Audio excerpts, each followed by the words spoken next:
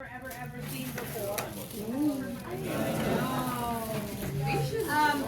I picked this one specifically because I think it's easy.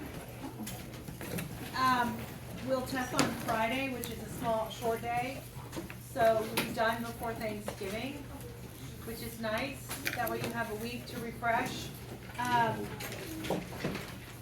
Once we get back from Thanksgiving, we have almost a month or a month-ish to get ready for semester exams. So I may give you, actually I did give you, you saw the little thing I uploaded before I left, just in case my plane was late. Yeah. So that is your actual midterm review for the midterm. So, except for those two that I haven't quite taught yet that I have to teach, this included. So we're gonna go and I'll teach you the other stuff, but during Thanksgiving I probably could get on a day or two just to kind of go if anybody wants to do that before exams, if they have time. If not, I understand, no big deal. Okay, so today what we're gonna learn is something called differentiation.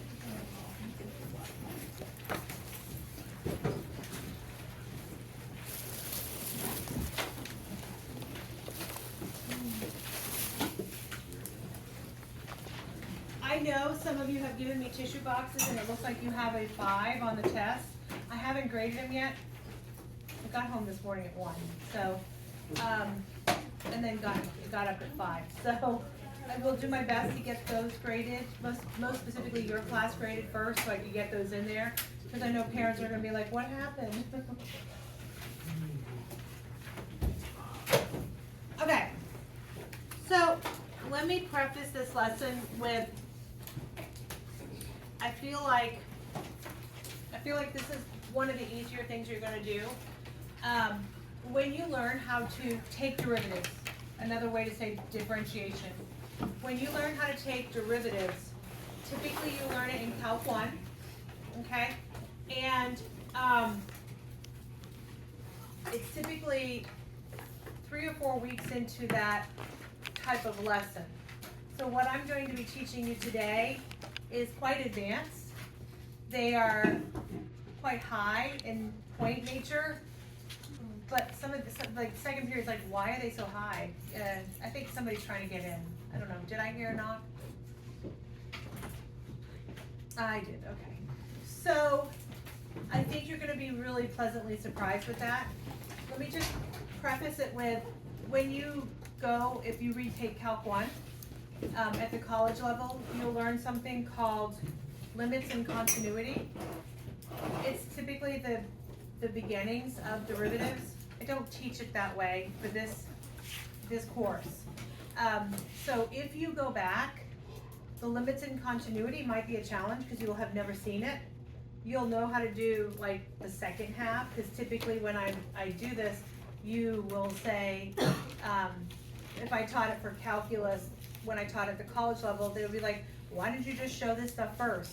Because it's so much easier, which I understand, but it's an Algebra 2 base, that limits and continuity. So kind of keep that in mind. If you go to take Calc 1, you'll be like, ooh, I've never seen this, and I'm telling you, you will have never seen it. But what I'm teaching you now, you guys will do really, really well. Okay, so differentiation. So the background of differentiation is to enable you to find slopes at any given point on any curve.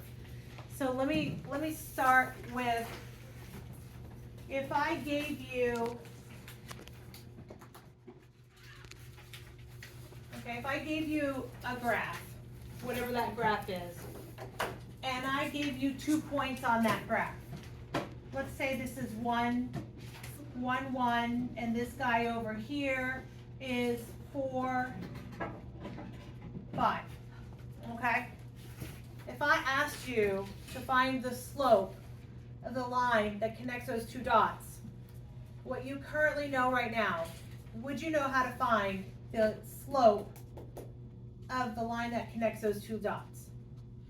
How do you find a slope, basically? Go ahead, be confident. X2 No, that's close, but not y2 minus y1 over so we all remember that now, right? So if I was to connect those two guys, you would say, oh, I could find the slope of that line. No problem. We did that at the beginning of the year, right? What happens if I take and get 2 points that are closer and ask you to find the slope of them? Could you? If given 2 points? Yeah, you could do y2 minus y1 over x2 minus x1. Although my picture looks like they're parallel, I'm going to tell you they're not parallel. There might be a different value for the slope from from this line to this line. Does that make sense? So as I get closer and closer, the way the slope steepness happens changes. So what happens if I give you this? What is that called, by the way? Tangent. A tangent. Very good. What if I said, find the slope of that red line, known as the tangent? You probably would tell me right now, I can't because I don't have 2 ordered pairs. Does that make sense? You have 1 ordered pair, and how do you find a slope with just 1 ordered pair when you have to plug in 2 y's and 2 x's? Does that make sense what I just said? So what I'm going to teach you today is this thing called differentiation, which allows you to find the slope of 1 point on a curve, okay? Which is pretty cool. Okay, so I'm going to start by showing you different things that I can use verbally to tell you we're doing derivatives, okay? So I could say, take a derivative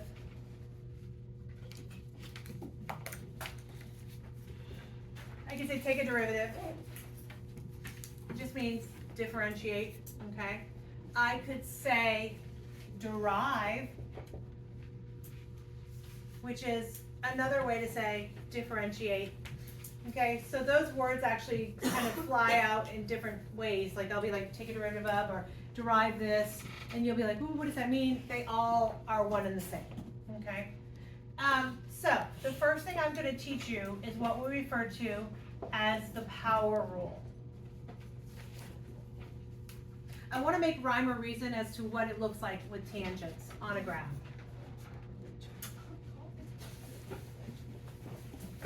Okay, if I'm asking you to visualize at every point on this graph a tangent line, okay?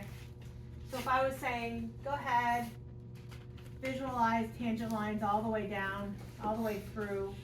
Does that make sense? Like all the way through. What would you be able to tell me without knowing anything more than you have a bunch of little red lines?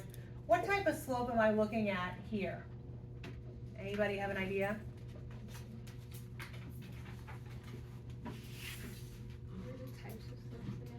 What's that? What are the different types again? Well, positive, negative, or yeah. What kind of slope is that? How do we know? It's going down. It's going down, right? What about these guys over here? Are we all cool with that? They're going up. And what about this guy right here? It's constant. You're right. You're 100% right. But what does a constant slope look like? How much fun am I going to have on that skiing slope? 0 fun, right? What's the slope of that guy? It's 0. It's 0. Okay? Is everybody cool? Negative slopes, 0, positive slopes. Y'all feeling it? Good? Okay, so the power rule definition is when I have an equation like this, y equals x to a power, x squared, x cubed, x to the 4th, okay? And I want to find the derivative of it and be able to find the slope at any given point on that curve. The power rule is, now let me preface it, what does this actually mean if I'm saying y2 minus y1 over x2 minus x1? But literally, what does it mean? Say it again. Slope. But when you learned slope in 7th grade, what would your teacher have? Rise over run. And what does rise over run literally mean? Rise, rise, run. Are we cool with that? Like if I'm going up steps on the stairs over here, what do I do with my foot first? I rise it, right? And then what do I do with my foot next? I run it, okay? What's changing when I'm looking at that? I'm going from here to here. Think about graphically. I'm changing my y's. Y2 minus y1. How does that rise change, right? And what about the bottom guy? What am I changing? My x value. Have you, some of you might, have you ever seen this? Yes. Yes. Where would you have seen it? Once? I think my dad was doing something. Your dad might have seen it that way, okay? Anybody take physics yet? No. No? Taking physics. Yes? Do you see change of y over change in x in physics? You do. Okay, delta, in chemistry, okay. Delta means change. So this little symbol, looks like a triangle, is delta. Delta y over delta x. Change of the y over change of the x. So in the power rule, I'm going to be teaching you something that looks like this. And I wanted to kind of show you that thought idea because it makes a little better sense with this. This is the change of y over the change of x. Rather than using delta, they use d. Some people say it's the derivative of y with respect to the derivative of x, okay? So delta y over delta x, change of y over change of x. That's kind of the premise. So if I say find dy dx, in your brain you should think, oh, I'm trying to find the slope of it, okay? So if I look at this, the power rule says, take the exponent, bring it to the front, rewrite the variable, and then subtract 1 whole from the exponential power.